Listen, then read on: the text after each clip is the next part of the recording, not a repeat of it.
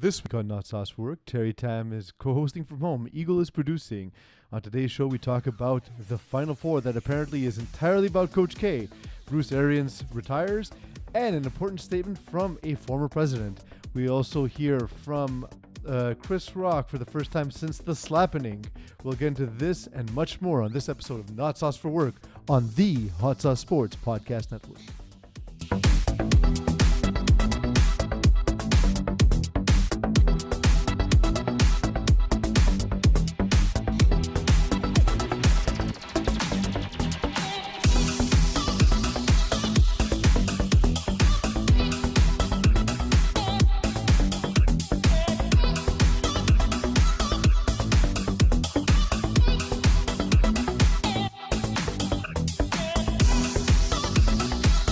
Terry, how's it going, bud? It's good. I didn't hear any of that. Oh, that was my cold open. No, I heard the cold open. Oh, you didn't hear the song, yeah. Yeah, Terry's working from home. We had some technical difficulties, which, of course, since it's not live, you won't know this, but we're getting off to a bit of a late start, so if we look annoyed, help. That's why. We're getting help. We're seeing therapists. Yeah. Because this is like a huge trigger for me when things that work don't just one day decide to not work. I think it's like the ultimate trigger for me. It's like the coffee machine worked this morning. I want to make a second cup in the afternoon. Why aren't you working? It's the same thing with my headphones right now. And I'm fully justified, and I think the rest of the world would agree with me that if I did a show with two sounds coming out, and I would blow my brains out, and it would be acceptable. Yeah, I told you, like at that point, like we would have had, like if there's no other way, you would have to cancel. We would have to cancel. There would be, because you can't do a show that way. It can't be done. There would be statues made of me that I just gave up. Like he epitomizes. Here lies a man. Of two sounds. He epitomizes what it's like to just be frustrated with life, and the statues will be made of me. They'll be like, this is the person that we should be modeling our frustrations after. That we shouldn't be modeling our frustrations after. I would be used more as like a. I don't want to say martyr, but like I want to say like as a mentor, but like one that makes bad decisions. Yeah, you know, for sure. Speaking of bad decisions, worst job if I were to read to you this synopsis, it's got everything: bad performance, cheap visual effects, shots with the boom mic on the edge of the frame. What do you think that it's referring to? Alex, the intern sex tape. Also that. Boom mic on the edge of the frame. I'm going to say that's an Office reference. No. I was trying to lead you to saying it was a reference to the Oscars because that is where we're going to start the show. But instead, it's a movie that should have won an Oscar. The next sentence really sells it. And Christian ninjas who sell cocaine. This, of course, is the 2018 movie The Velocipastor, a movie about a pastor who's also a raptor. Eagle showed it to me while we were getting ready for the show. I can't wait to go home and watch this movie. It looks ingenious. It did not win. Will Smith was the big winner of the night, but also perhaps the greatest loser of the night. He got up on stage, of course, and struck Chris Rock. And before we get into all that, I didn't even think we'd get to it just because it happened over the weekend and we do our show on Thursday. But Chris Rock actually spoke. So we'll hear what he said, and then we'll get back to it. Just play it, Eagle. For me. Yeah. How was your weekend?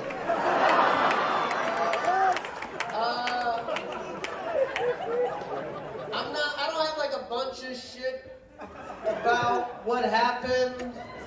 So if you came to hear that, I had like a whole show I wrote before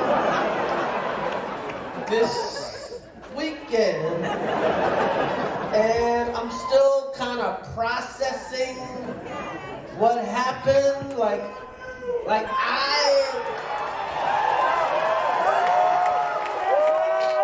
So at some point I'll talk about that shit. And it'll be serious, it'll be funny. And that's it. Nice.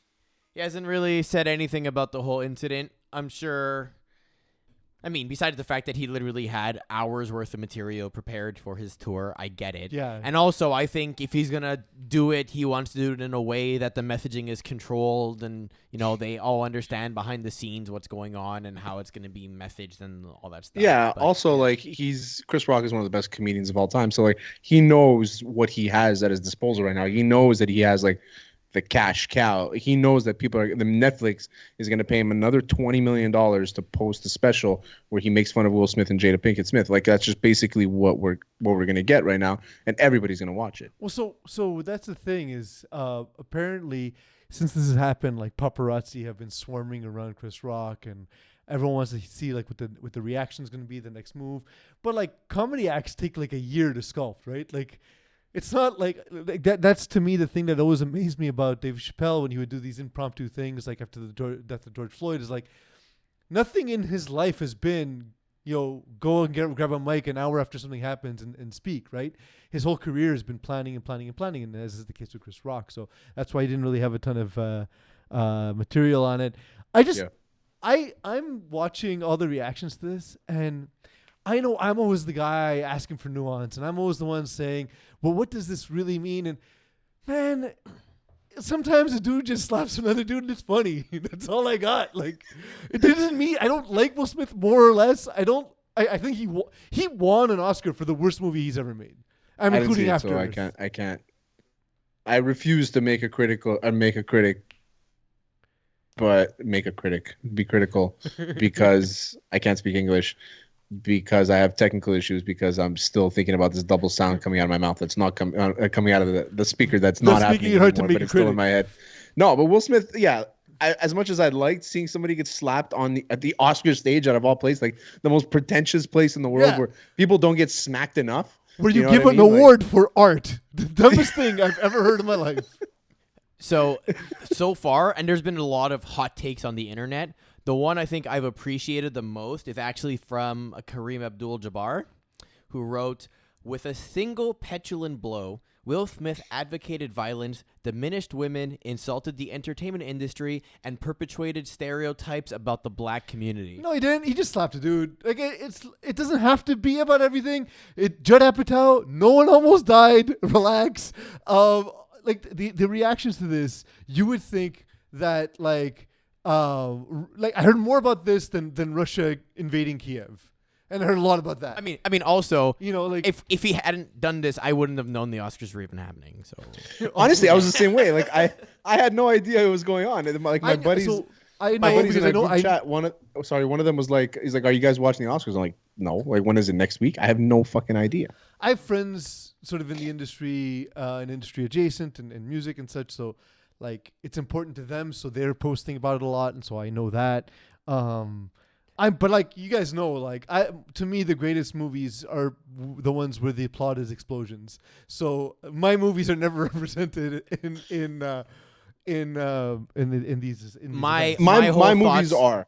I will say my movies are a lot of Quentin Tarantino. I like those old dark movies like Deep Water. The Shape of Water. I just saw Deep Water. Is actually a decent movie. Shape of Water. That stuff. I like that. Shape of Water is where a guy bangs a wave, right? Yeah. Okay. Love it.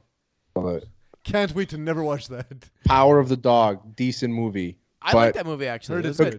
It took me a while watching the movie. I watched it alone. It took me a while to get to really understand, but it was actually a good movie towards the end. I liked the story. I watched Deep Water with Ben Affleck, but that's not being nominated for anything. Flea was good. Flea is both a documentary and an animated movie, which is rare for. It's about Chili Peppers. No, not that. They're actually getting inducted onto the Hall of Fame. They already did, but they're getting a Hollywood star on the Walk of Fame today, literally today, and their album is releasing tomorrow. Eagle. I'm going to tell you this right now, okay? Red Hot Chili Peppers, huge Chili Peppers guy. RHCP all day. You know what I mean? Mm-hmm. I love them. Them getting a star on the Walk of Fame means less than me getting a star on the Walk of Fame. You know what I mean by that? Yep. It would be more newsworthy for me to get a star on the Walk of Fame than it would be for them. Yep. Random person gets a star on the Walk of Fame is pretty newsworthy, to be fair. Random person gets a star on the Walk of Fame would get more clicks After never being than in Red a Hot movie. Chili Peppers getting a star on the Walk of Fame. At least they've all been in movies, right? So Yeah, exactly. because Chad Smith is Will Ferrell, so It's crazy how So- much they look alike. Flea has actually been in movies. so has Yeah, Anthony he's Kiedis, so has voiceover John work, Frusciante, yeah. Anthony Kiedis banged his babysitter or his dad's girlfriend when he was 12 and she was 19 or something in his biography. That sounds right. Yeah. Yeah. Greek? So that's so I find I never really understood the Oscars. Although like I understand it from the perspective that if you win one of these, it sets you up for a long time for the rest of your career. It's a big deal. Just getting nominated is a big deal. Yeah. It's not something I particularly care for because I've always said, even about reviews, I always said, how would someone else know what I'm going to like? Right. So I also feel like if it's kind of, if you're a guy watching the Oscars, it's because your significant other wants to watch it. You know what I mean? Where guys don't really so care. there's dudes I know who like either they've written like scores for movies, for example. Okay, that's different though. And like even if they're not involved in the Oscars, because they know all of the work that goes into it, it's important to them. And Yeah. I actually think to me it means more to the people that do the sort of light and sound work, because that's the only way they ever get noticed is Anything. And then you see how excited they are, and they're coming from the top balcony, they're coming all the way down. Like, it's not just like Will Smith, he's clearly going to win the award, he's literally in the front fucking row. You know what I mean? And they asked him to leave and he said no. Apparently they didn't. Apparently they lied about that. Oh, it's a big drama. But so also I think they did, Rock, but they said it very nicely. And he's like, no. They probably said, hey, listen, I understand if you want to leave. And he's like, no, it's cool, I'll stay. It's not really asking him to leave. I think that's. I will say, when he hit Chris Rock, do you think the first words out of his mouth were not actually "keep your wife's name out of my mouth," but rather "Welcome to Earth"? Because the first thing I thought of was Independence Day. I've never thought of Chris Rock as an alien until that moment. But my thing is like, okay, he laughs and then realizes that, okay, maybe this joke isn't funny to my wife, who's the person being targeted. And then he reacts. Also, sometimes people laugh nervously, right? Like just laughing in a moment because you don't know what to do, you know? Also, if you're around a funny person, a naturally funny person, you're laughing more frequently. So like Will Smith probably grew up watching Chris Rock. I'm sure they know each other. And like you're just laughing at what Chris Rock says because he's a funny fucking person. So he reacted and he laughed because it's a funny joke, not realizing that he laughed in the moment. And then it's like, okay, I got to take this back. I think we saw him just explode basically with how media and us, we've all treated him based on his relationship with his wife and whatever the case may be. And I was on a Twitter war because I've known about his open relationship for like 7 years. Yeah, I think everybody's been pretty on the up and up about it, and then it just came out because she banged her son's friend, but like in front of everybody. I remember you and I when that story broke, we're like, but we knew this already. Why? Yeah.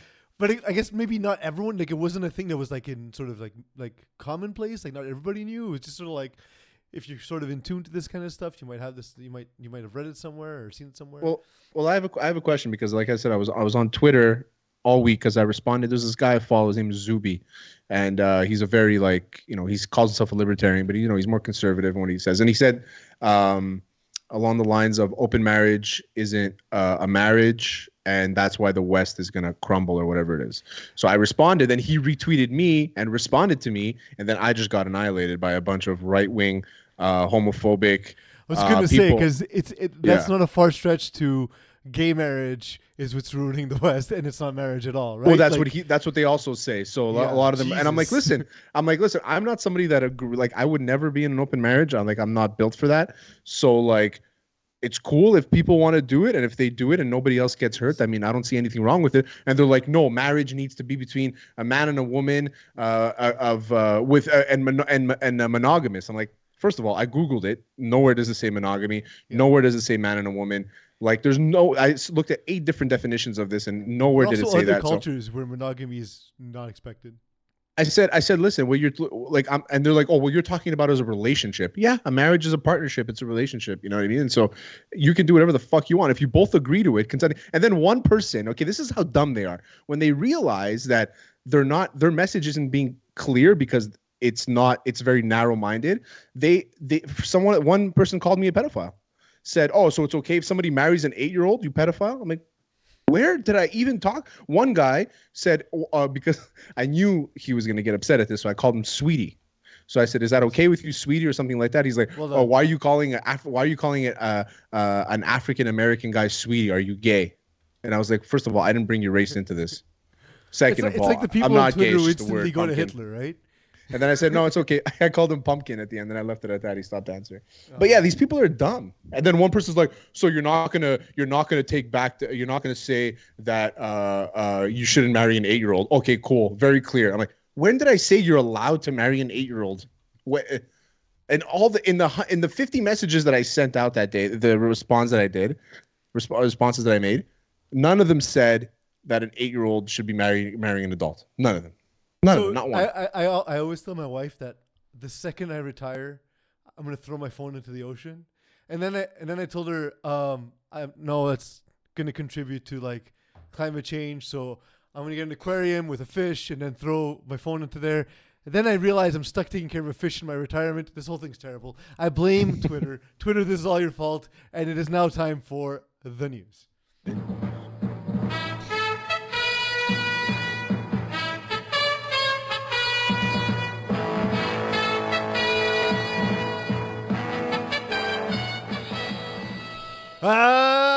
Terry, it's the news. Is it though? I couldn't really hear the music. It always is. We went long in the open, but I feel like you had to get the Twitter thing off your chest because there's still a lot in there. There's still, I know we're against the clock. I asked you about it in our message group, and you never got back to me. I'm like, man, Terry must be pissed. Oh no, it's because I mute our conversations. Sometimes you guys go on your full rambles, and I can't get involved because if I do, I'm in there for an hour, and I don't want to. Especially if it's after 9 p.m. I'm rambling and having lots of incredible thoughts. Especially when Alex doesn't understand basic CBA and just like understanding how things work. So you got an article out. What was it? What was it this week that he was? This you guys were arguing the about? Rangers wouldn't allow Lafreniere to be interviewed in French when they had no French representation in the room. Okay. And what were you saying? Because I remember I was liked saying what you said. No PR group in their right minds would allow for a conversation to happen on the record without understanding what the fuck they were saying. Well, okay. Yeah, I mean, that's basically it. It's like we can't control what you're going to ask, so we need to make sure. What he's going to answer, too, so you can't shut it down, right? Yeah, but anyway, just whatever you do, just don't say this on Twitter. Yeah, clearly, because that's where I'm going to get in trouble, Twitter. right? Yeah. Rational thought and proper process, God forbid. To Alex's defense, is he lives on Twitter. Like he's like I live on Twitter too, but he's like we ingrained. all do, right? Like that's how we build the show is reacting to Twitter. That's the show. It's what we do. He's ingrained in like the Twitter world, like where like they it's weird, man. It's a weird world that I've just embarked myself into, and it's a weird world. And Alex is like he navigates it really well. And right now, the world is taking its revenge back on you in this stream. Like, what's wrong with that face? They're coming after you. All those tweeters. All of them. Every single one of them. Yeah. So yeah, you got an article out about Duke basketball. It is the Final Four this weekend, of course, and I read back that article and I was so confused with what my point was trying to be. I had no idea. It was going to be in both directions. Not gonna lie. Do you hate Duke or not? I don't hate Duke. I hate Duke. I hate Coach K. Yeah. But he's the best. So but that's so like I was thinking about this and so people keep saying like in sports, for example, that they love parity, but in reality, the sport actually with the most unique winners in their championships has been Major League Baseball, a league by which that if you take that to mean parity, that's parity, right? But like you know. People are truly fascinated by, for example, will Brady win another one? Will the Golden State Warriors keep it together? LeBron, right? Like it's greatness, and then it's either the villainy that opposes greatness or the villainy that is greatness, depending on what side you are on, right? So it's either Duke is the worst or Duke is the best, and there's nothing in between. And this is what gets us to watch.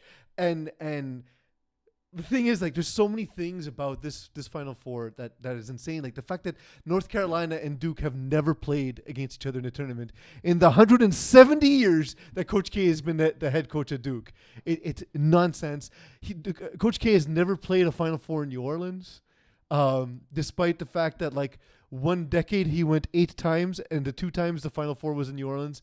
they didn't make it to the Final Four. Like there's so many, and like all of these are leading up to this, all of the mythology and all the legacy, and it got me thinking, Terry. Is like, why do we make this all about Coach K? Why do we make this all about Bill Self? And like the worst example of this is Coach Ariyama for Connecticut, right? It's like already we're not paying the athletes, and then the least powerful athletes in college athletics are the female athletes. And all we talk about is the male head coach. You know what I mean? And what I realize is that it's because the players are so transitory. It's because the players don't stay. And especially in the men's tournament, it's a lot of one and dones.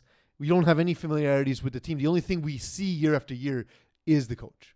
Yeah, I mean, and that's why there's such an emphasis on the coach in college sports, right? And you nailed it. You right on the head. And that's why we look at Coach K and it's like it's about Coach K. But the thing is like, What the problem I have with Coach K is that he makes it about, he says it's about the team, but he makes it about himself. So like this whole like his victory lap and everything's been planned and he's acting like, oh, I'm shocked by all these people. No, you planned all of it. Yeah. You know what I mean? Like that's the thing with Coach K. I feel like he's very artificial, but he's one of the best coaches in college in basketball. It's him and John Wooden, the best two college coaches of all time. And Dean Smith. Listen. I think we're ignoring Roy Williams here. And Roy Williams has a better record against Duke, but his run was shorter than Wooden and Smith But he has like the record of Duke versus UNC's up 157 to 115 or something. It's not even close. Yeah, but I'm saying he coached for less time than a lot of the other guys. He started coaching when he was older. Oh no, I get that, but I'm saying is if we can look at like Bill Belichick. And then we can look at Bill Cowher. Just because Bill Cowher coached longer doesn't mean that he's a better coach, right? And that's what I look at with Roy Williams. Is Roy Williams, he was there for a lesser time. I don't know what year. I think he was there early 90s, right? And he did so much for UNC, and he still shows up. And I think he's up there with Coach K. But it's hard to replicate what Coach K's done. 101 wins just in the tournament alone.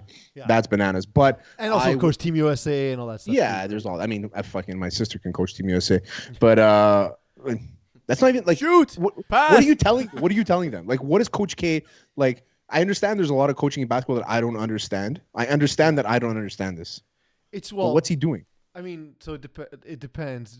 There's a lot of it that's sort of managing the player personnel. In college basketball, there's a lot of schematic though.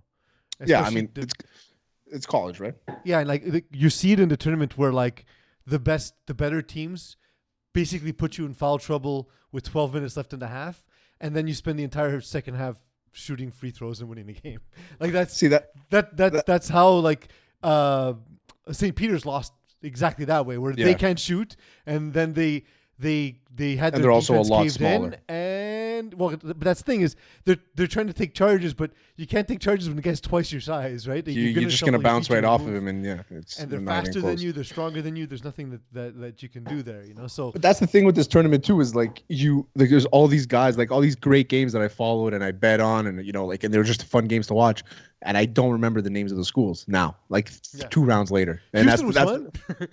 Yeah, Houston was fun. Houston was another team. I swear to God, I think I must have seen 3 shots hit the shot clock. Like they're so bad. They're so bad at shooting the ball. But Houston was nice to bet on. I took them most of the tournament. I took Texas Tech and Illinois all the way, and they fucked me. But Illinois was fun to watch. I liked Illinois. Yeah. I made some decent money on Miami and Miami. I like because they force turnovers, which is big for underdogs. Yeah. And same with Houston. They're good in fast breaks, so I like that. But it's just I just looked up numbers and bet on numbers. I don't know these teams. Like I told you a couple of years ago, I thought the Heat were going to go to the finals, and they did go there in the bubble. And when Chris Paul went to the worst take, I think, in Hot Sauce Sports history is either me saying Devontae Adams can't play football, or Alex the intern saying Chris Paul with the Suns because he doesn't want to win. And I was like, nope, they're a championship contender the second he got there, and now they're the best team in basketball. Who doesn't want to win? Yeah, I don't know. Professional. Show me a guy that took a huge paycheck to a shit team, and that guy still wants to win. You know what I mean? I can make these arguments for the NBA, but in college basketball, like we're not watching. We're not watching. No, we're not grinding tape on college basketball. There's too many things out there, too many options. Bruce Arians retires from the NFL. There's been some reporting in the last 24 hours that No, he doesn't retire. He doesn't retire. Oh, sorry, he stepped away from the Bucs rather. He stepped down as now he's going to be like an advisor or something for the Bucs. Yeah. He's working in the front office. He's going to be like player personnel or whatever the fuck. So there's some talk today being I want to say reported, but it's being mentioned very vaguely that this may have been part of Brady's contingency to return, that he was okay with Arians but didn't want him to be the head coach of the team. The one thing where I say there is some credence to it is that it's a weird time for a coach to step away from his duties like a month before the draft. That's really uncommon. We haven't really seen that before. I don't see this being a Tom Brady thing. I think that maybe it was. I don't see it as being a Tom Brady thing. I really don't. So here's a couple of things. Bruce Arians criticized Tom Brady in the press fairly frequently. That's true. He at first didn't want to implement his offensive system. But here's another thing. I didn't know this that. offseason, when he was asked, when they were talking to him and they asked a question about how good Brady looks at his age, he threw some shade about the hair being fake and plastic surgery. So to me, maybe they don't like each other. Come on. You're a conspiracy theorist. All right, I'm changed here. I'm changed. My mind has changed. To me, there's no more clear evidence. As soon as you talk about a man's plastic surgery, I know there's animosity there. I mean, hair and plastic surgery. Yeah. Never talk about a man's plastic surgery. Look what happened with Will Smith when you mentioned hair. Yeah. Plus the statement that Arians puts out. What where did it's Eagle like, think it alopecia was in the chat? What? What did you think alopecia was in the chat? No, I know what it is. It was. I know, but what did you say? No, what did you say it was? We're not making that joke. We're not. No, I don't remember what it was. I know. That's a for chat joke. It's not a for show joke. So the statement that Arians put out being like, oh, it's not for my health, I feel good, blah, blah, blah. It's just if I didn't go, all the people under me are going to leave or get fired and this and that. So I'm going to make my move now and make room for them. And it's like, fucking. Does anyone actually believe that? Like either Virtue you actually signaling. are sick and you're doing it for your health and you just don't want to tell us. Or there's some shady shit going on right now between you and Brady. And that's the only reason why he came back, in that he got rid of you and he won the battle. Yeah, I mean, listen, they won a Super Bowl together, so Arians can say whatever the fuck he wants. But Brady is there. But that's the thing is, like, as an owner, are you looking at it like, okay, do we give it all into Brady? And like, we don't know how long he's going to play. It doesn't matter, because a championship now is worth more than a championship in 10 years. You don't know what's going to happen. And you can get a million Bruce Arianses. Yeah. Like there's coaches are hard to find for sure, but they're much easier to find than a quarterback who's played in 17% of all Super Bowls. With the mind of a coach who can probably run his own playbook without requiring any. All he needs to do. To be clear, he's been in almost 20% of all Super Bowls. He missed the first 30 of them. Yeah, he wasn't in the NFL for the first 30 Super Bowls. Like Terry, that's insane. Here's a thought on this, right? You know how like the quarterback helmets only have the speaker so they can hear what's coming from the headsets? If Brady had his way of communicating to the bench, he would call his own personnel to get on the field for the next play. He'd be like, send this guy, we're running this play. Send this guy, we're running this play and everything, right? So forget. Do you think that Brady's that aware? I don't think that Brady is the offensive coordinator that Peyton Manning was. He absolutely could do it. I don't see Brady as being like the super smart X's and O's guy. I see him as more of like a decision maker, a very good decision maker. What's the difference? An X's and O's guy is like, he knows, like Peyton Manning can tell you everything about everything in the game, defense and offense. Tom Brady knows. I'm not saying he doesn't know anything, but I'm saying is if you want to compare the two, Peyton Manning can build an entire playbook where Tom Brady takes the information you give him, and that's when he makes the. But Bill Belichick even himself credited Tom Brady by saying that there's never been a look where he looked at the defense pre-snap and didn't know what they were doing. Yeah. Oh no! Listen, you know what I mean. Like there's a lot of quarterbacks. And Tony Romo's shown it in the broadcast booth that he can do that. You know, like if you're an elite quarterback, Hot Sauce Sports Take. Tony Romo, also Hall of Famer. You and I have both been on that bandwagon, so we are. But like, I'm kind of off it now. I'm fading a little bit too, to be honest, because now I'm off it. Yeah, you know it's recency bias. I think it's that, but also like people have caught up to his stats so quickly. Like Matthew Stafford blew by Tony Romo's stats, left him in the like dust. a blink of an eye, like obliterated everything he's done. Matt Ryan right through it, like it never happened. Like, Yeah. And I was like, well, is Matt Ryan a Hall of Famer? I'm like, I don't know, but he outstatted the hell out of Tony Romo. Romo's. I mean, as much as I love Tony Romo, and he's like one of my favorite Cowboys of all time. Him, Jason Witten, Emmitt Smith, DeMarcus Ware. You know, I love the Roy Williams. I don't know. I just think he's not a Hall of Famer. That's it. That's Tony Romo's not a Hall of Famer. It is. I will say there's an argument for it, but the argument's fading. He might get in. When we first said it, it wasn't fading the way it is now. Yeah, he might get in, but not first ballot. That's for sure. Manu Definitely. Ginobili, first ballot. Congrats. Yeah. The one thing I will say about this, just before we move on, is all the talk of Brady to Miami. There was some reporting that was done by a network weeks before ESPN came out with it. That network is Hot Sauce Sports. It was in my Brian Flores article. So it's rare that we get to beat one of the big dogs on the story, and we did, which is pretty awesome. Yep. Yeah, fuck yourself, ESPN. Yeah.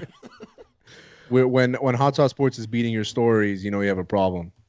It was honestly, and I can't talk a lot about it because there's a lot of the off the record stuff, but it was information that I was hearing, and I was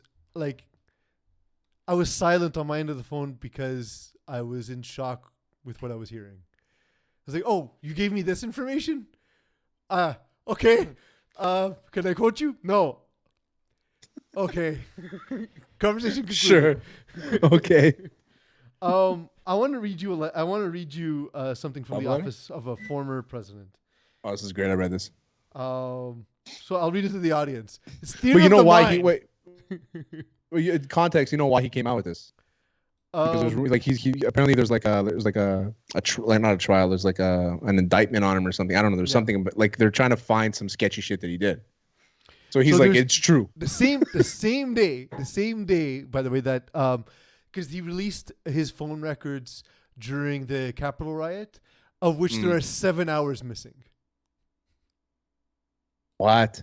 Yeah. So the same day that happened, this was released. What? Allow me to read this. Unless you would like to read it, Eagle. No, because you can do the voice better. No, I'm not doing the voice. No. Many voice, people no are voice. asking, so I'll give it to you now. Statement Sounds like a by Martian. Donald J. Trump, 45th President of the United States of America. Many people are asking, so I'll give it to you now. Who was asking, by the way? Nobody. Not a single Nobody person. asked. Nobody asked. It is 100% true. While playing with legendary golfer Ernie Els, winner of 4 majors and approximately 72 other tournaments throughout the world, Gene Sowers, winner of the Senior U.S. Open, Ken Duke, and Mike Goods, both excellent tour players, I made a hole-in-one. It took place at the Trump International Golf Club in West Palm Beach, Florida, at the 7th hole, which was playing 181 yards into a slight wind. I hit a 5-iron, which sailed magnificently into a rather strong wind, with approximately... The wind got stronger, by the way. Yeah. From one side to the next. It went from a slight wind to a strong wind. Whereupon it bounced twice, and when clank, he heard it from 181 yards away, 2 football fields. These great tour players noticed it before I did because their eyes are slightly better, but on that hole only, their swings weren't. Anyway, there's a lot of chatter about it, quite exciting, and people everywhere seem to be asking for the facts. Playing with a group of wonderful, talented players was a lot of fun. The match with Ernie and me, with no strokes, against Gene, Mike, and Ken. I won't tell you who won because I'm a very modest individual. And you will then say I was bragging, and I don't like people who brag. Is my favorite part. Terry, I thought we wrote it. This message was the most... I thought I was like, is this Ballsack Sports? Is this us? This is worse than my 50-50 hate or love Duke basketball blog. Because at least like at the end, I'm like, you know what? I'll post a video of Coach K, like a tribute video, like to show like, okay, I respect his game. Donald Trump didn't do that. Donald Trump flip-flopped. If you're gonna exaggerate a golf story, you gotta really get into the details of it. You can't say slight wind to hard wind. You gotta go, there was a decent amount of wind that I cut the ball into, whatever. You gotta really sell it. Because golfers, they wait for the specific details. If you say something that's a little bit off, they're gonna call you out on it. Yeah. they're going to 100% call you out on it. And Donald Trump just basically ruined himself amongst golfers around the world. Doesn't like to brag, but no bragging. But he has a slightly worse vision than professional golfers. And their swings were worse than his, though. Also, he hit a 5-iron which sailed magnificently into a rather strong wind. Doesn't want to brag. Also, 5-iron, 180 yards. Yeah, okay, that's fine. You're not 70 years old, though, Terry. Yeah, sure. Like I hit my 5-iron like 200 yards. Here's some other facts. During a 7-hour window of which the U.S. Capitol was being sieged by supporters, the president either did nothing for 7 hours, on the record, of course, or did a whole bunch of things with burner devices, etc., that are currently not being filed and already illegal in their records, on top of the fact that there's probably records that they don't want to show. Which is worse? I don't know. Because either you're partially responsible, if not entirely, or you did nothing while the Capitol was being sieged while you're still president. It shouldn't Which is be. Worse? I don't even have an answer. I never thought I'd have to answer that question on a sports podcast in my entire life. Like the question during trial is going to be, in those 7 hours, did you not receive a single call from anyone or place a single call to anyone and just sat by and watched as this happened? Not yes watched, or no? Wouldn't you be watching on your phone? Yeah. Or you're just eating McDonald's and Diet Pepsi. Good point. Balanced diet. See, the idiot doesn't know that they're going to trace all the telecommunications that go out from a certain area, filter out numbers that aren't known to them, and boom, you have all the contacts that were made. GG's. Then the difficulty is then proving it's him, but yeah. Yeah. It's going to be interesting, that's for sure. Hopefully it'll tie to golf, so it'll give us an opportunity to talk about it. Masters next weekend.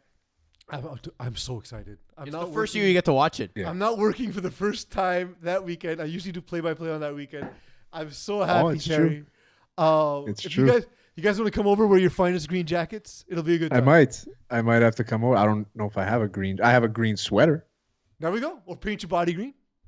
Green body paint. That always works. I'll just go to Winners and just buy a green blazer. Yeah. I got a green blazer. It's not Masters green, but it is green. Just a quick update on the Will Smith controversy. Oscar show producers have said that the LAPD officers had been prepared to arrest Will Smith, but Chris Rock insisted he didn't want to press charges.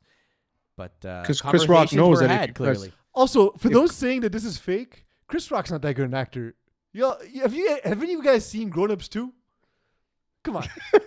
So I knew it wasn't fake when I saw Chris Rock's face. Like, there's a face that people make when they're embarrassed and they don't know what to say. And I feel like Chris Rock could have annihilated Will Smith right after that.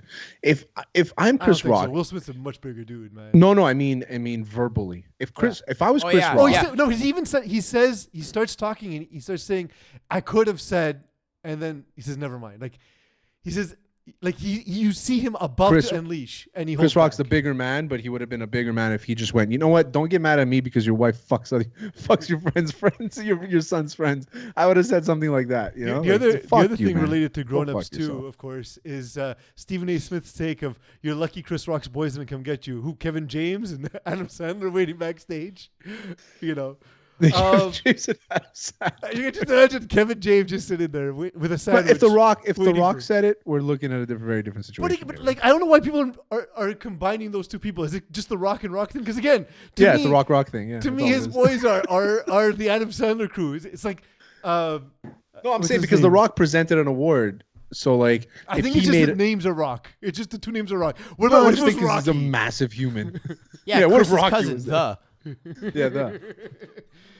Eagle, let's get to rapid fire. All right, rapid fire. We're going to start with our first one here. Death Wish. Pittsburgh Steelers head coach Mike Tomlin made his thoughts clear about the new NFL overtime rule. Oh, by the way, they changed the overtime rules. Now each team is going to get a possession, but let's hear about it. To be quite honest with you, I'm a sudden death advocate. Like old school. I'm a traditionalist. I don't fear sudden death, and I never have. But obviously, I lost that battle a decade ago. But my position remains unchanged. I just think 60 minutes, everybody has had a fair opportunity to win the game. And so You know, when you're talking about changes as it pertains to competitive fairness, I speak to the first 60 minutes that we all had. So I just love that. I love the sentiment. I welcome sudden death. I mean, that's right. If I wake up dead tomorroh, that's okay. I'm alright. What did he say? Like I only. Oh, you caught know, like parts you don't of have the sound. So I can't hear it. He said, because you said with the overtime. I rules, don't fear sudden There death. we go. Oh, okay. I don't fear sudden death. I welcome sudden death. My favorite one is I'm a sudden death advocate. He's Of course, a because lawyer you know why? for sudden death, for people who die in their sleep. You know why he likes sudden death? Because his teams always finish 8-8, so he's always in overtime. Like Yeah, he's always He's always even Steven, you know, so he knows that the next one wins. Yeah. Always. He lives his life on the edge. He lives his life in sudden death. I was surprised by two things. One, that's Mike Tomlin's laugh. It was much more excitable. But that's it. I thought he'd have more of a Kawhi laugh, but it seemed really joyous. Yeah. And then the other thing was, I'm shocked that they keep changing the overtime rules every time something happens. People complain every overtime. No, I think it's good. It's progress. I mean, I think if the NFL said no, fuck you, then it would be worse. The way I see overtime is it should be like added time in soccer. Just continue playing. It changes how you manipulate the end of the game too, where you have 6 minutes left and you have to decide if you're going to go quickly and start running like a 4-minute offense at 6 minutes rather than just sort of try and. No, wind I down think the it needs to clock. be a standard time. The reason because Just- there's a stop you go time, until right? the In next soccer, score. there's no stop time. You don't stop the clock. The clock, which hits 60, it doesn't stop. It continues going until the next team scores. So sudden death always. You remove the coin toss. No, you just remove the coin toss. It's not sudden death. The game continues. You should add? have been ahead. What would you do? You add If the 15 fourth minutes? quarter clock hits zero, Add infinite the time game until the game is- continues yeah. in current state. So if you have the ball and you're at the 30-yard line and the clock hits zero, you still have the ball and you have 40 seconds for each play, and the next team who scores wins. That way, there's don't no like there's that. no element I of don't luck like in that. it. There's no resetting of the game. There's no re-kickoff. There's no coin toss. I mean, none of I like shit. that It's just- better than what they had last year. Yeah, but to me, it's the most like all of these changes are variations of the same thing. Yeah. Where if the first team doesn't score, a field goal still wins it, and also the coin toss is such a huge advantage because now if you win the coin toss, you defer and you get all of the information in advance, and if you stop them on 3 downs, you get a huge advantage of field position. Yeah. Versus, all imagine of this like is decided by a coin toss. imagine the 2-minute drill. You have to drive the field, you score, right? And now you tie the game or whatever it is. So you're going to OT, but the other team gets the ball and they just get the drive on you. But also, right? like if it's 2 minutes left and it's like 4th and 1, you don't kick a field goal to tie now. Now you're playing for the win. Yeah, exactly. Because you have a chance. You have a chance to maybe even get the ball back. You know what I mean? So it changes all the late game situations. I like that better. That's me. Yeah. I'm the only person I know of who has had this take for like 5 years now, but I'm sticking with it. But Extra time. your theory is false when it comes to when you comparison to soccer, because soccer, the reason why there's extra time is because you're supposed to play 90 minutes of game play, right? So so when they have stoppage time, the extra time no, you you have want like to 6 tie, minutes. like the extra 30. I'm just, Oh, you're talking about like golden No. goal. I use extra time as a just conceptually that the time continues after the game. So you I understand like it's not goal- added time. It's, Okay. I just want to convey because like for example, if you have the ball and extra time hits, you have the advantage, but that's within the flow of the game. It's not decided by Yeah. the coin flip. Okay. Yeah. Okay. I get that. But I know I'd rather Yes. what they implemented now. No, I hate I it. like the reset, but as long as it's fair. But I do like what you're saying. people- Also, people are gonna it won't work because of money. And people will complain again, and they're gonna change it again. I'm telling you, just listen to me. I'm always right, even when I'm wrong. All I've right. often said that. Always. Next, cue Benny Hill music. Acadia Bathurst Titans player Riley Kidney scored what is likely to be the strangest goal in his career.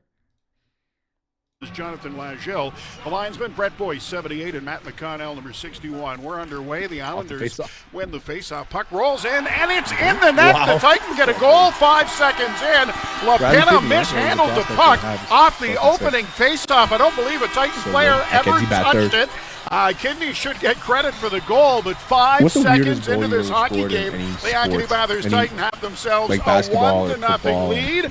And LaPena, The weirdest one I've ever scored. I in basketball I once chucked it, like the game was over. I just threw the ball down court, and it bounced like around the free throw line and bounced into the basket. I could try that for the rest of my life. I would never get that again. For me, it was soccer. I used to play in like this, like recreational league with my friends, like men's league, and I was just running. Like my buddy had the ball. He was playing D, so I was playing forward. So I'm just running straight. He tries to like hit me on a cross, like right to my foot, but he beelines it. But I don't know because I'm still in our zone. He like destroys it, but it hits my head. It hits the back of my head, pops forward, and goes over the goalie into the net. Brilliant. There you go. On purpose. I will say, seeing everyone clear out for the puck reminded me of Italy just allowing North Macedonia to get a ball landing between 4 defenders and kicking it in to advance the world to prevent Italy from advancing to the World Cup. That's the first thing I thought of when I saw that goal. All right, we're going to change the order up just to create a little separation here. A drive into deep left field. Let's listen in to Nick Castellanos getting his first hit as a Philadelphia Philly against the Toronto Blue Jays. The sound is on. No, the double sound. I'll listen to it. No, too late.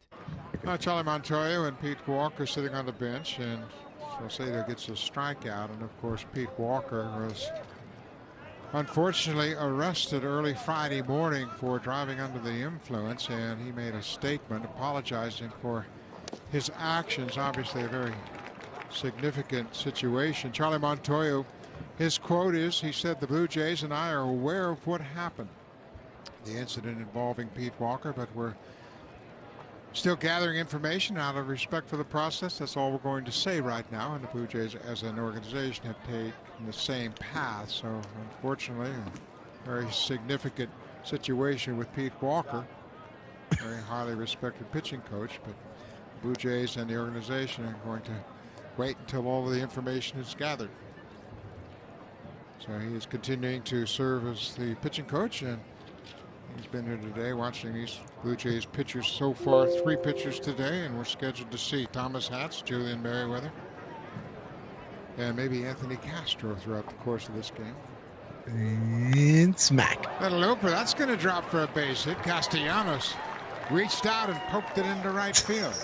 He picks up a 2-out base hit. Castellanos Poor has guy. been aboard twice now with a walk. So once again, this happens while You go turn it off. I'm going to lose it. Okay. While the announcement of Pete Walker, the coach, getting a DUI, at this point, part of me thinks announcers are waiting for Castellanos to come up to like make serious announcements, because they know that if it happens while Castellanos is hitting and he gets a hit, it'll make the rounds again, right? Yeah. But then I saw it. It was his 3rd at bat, and it's a preseason game. You don't even know if he's gonna have 3 at bats. So maybe not. It's the weirdest thing. The guy constantly gets hits while bad news is being broken during a Major League Baseball game. Nick Castellanos is the type of guy, though. Okay. He's that type of guy where it's like these things will, like, I don't know. I feel like there's always like Castellanos always has like this weird. He's always in the news somehow. For but he hasn't done anything. Exactly. That's what I'm saying. All he does is hit the baseball constantly during bad news.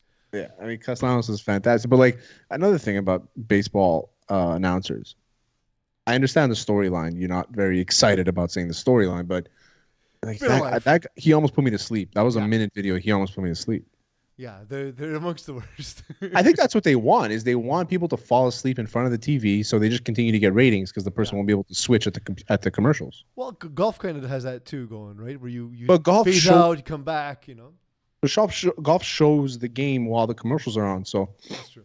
Yeah, at least there's that. But yeah, but I take naps during while I watch golf. You have to. It's the best part. Yeah. All right. Best part of golf is sleep. There's no actual header on this one, so I'm just gonna talk about it here. Much maligned Cleveland Browns quarterback Deshaun Watson was the subject of an open letter by one of his accusers of sexual assault, Lauren Baxley, who basically called him out and the entire organization. And an unnamed NBA player. Yep. Yeah. I think it was Derrick Rose. Oh, really? Why is that? Derrick Rose was accused of gang rape. Gang rape? Yeah, it's a pretty messed up story. What the fuck is going on, man? When he was in New York. Yeah. But do we know that Lauren Baxley was in New York? No. I don't think she was accusing him. She was just drawing parallels to like someone else who wasn't believed. Oh, I thought she experienced something with a basketball player. No, okay. I don't. That's not what I could be wrong, and maybe I misread it, but that's not what I understood. It's weird. Your face froze into a smile as we were talking about that. It was the opposite of the baseball thing that we just saw. No, the thing with Lauren Baxter, and she says this at the end, where she says essentially what the grand jury has decided is that that these women, it was okay that these women were unintentionally hired as prostitutes, which is a pretty haunting thought. And again, we don't have all the details. What we do know is 40 massage therapists is a lot of massage therapists. 22 accusations is a lot of accusations. It's abnormal behavior at the very most. I think it's worthy of a look. And, you know, the letter says, like, this is why women don't come forward. So hopefully, if nothing else, if nothing comes of it for this situation, it does help women who are looking to come forward and to give them some strength, you know? Yeah. I mean, I read the letter, and, you know, good on her and she was very, you know, respectful, and she was very, you know, well-spoken. And, you know, there's a few parts where you can tell, like, she's kind of holding herself back from really going nuts. And it's good that she's doing that. But I don't know. I just think that it sucks for her and victims like her that she has to actually defend herself in the public. Like, she's the one defending herself, though she's the victim in the first place. Yeah, exactly. Or the alleged victim in any case. Yeah. All right.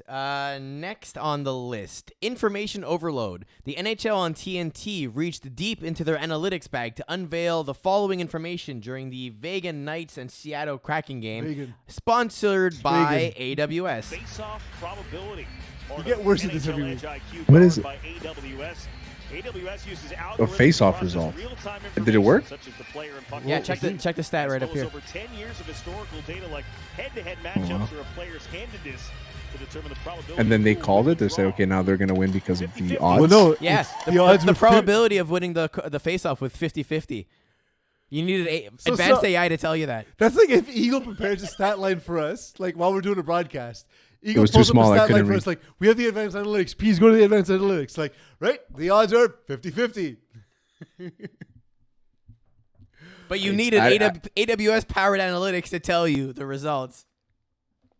And like, like there's so Imagine many. being the broadcaster. There's so many ways that you can use analytics, right? And like that's clearly a paid spot by AWS. They have to go to it. But man, find a better spot to use the AWS ad to use the drop. I'm sure they're not thrilled with the fact of like it's a meme at this point.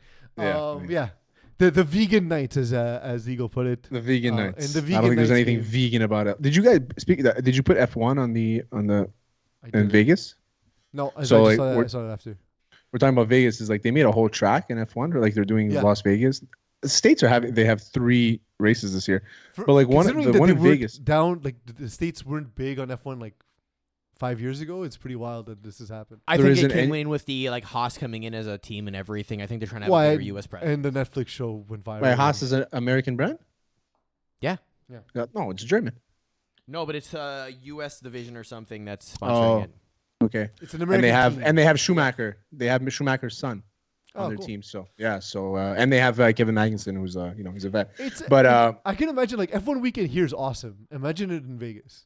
That's what I'm saying. And like there's one strip, it's like 2 kilometers where it's just a straight, man. There's gonna be so many takeovers there, and that's what I'm so excited about. But they did the map. It looks like a pig.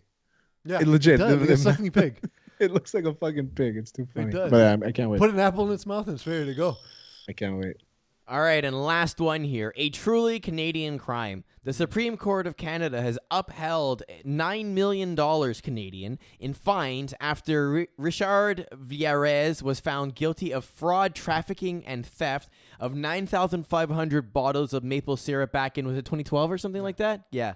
So they've been fighting in court for 10 years over the golden goodness that he now has to pay a lot of money for. The golden goodness. What? But like, was he selling it back to Canadians, or because like I can imagine like because I know when I go to Georgia, you can buy gold for less than you can buy maple syrup. It isn't. I now understand why people eat corn syrup, and it's because it can't cost you more than filling an SUV with gas to buy maple syrup. But there's a shortage. There's a shortage of because you corn. stole 9,500 bottles. No, there's a shortage of corn. Like if you go to the grocery store, you won't be able to find cornflakes and stuff like that. But yet the Taco corn syrup is shells. still much cheaper than the maple syrup.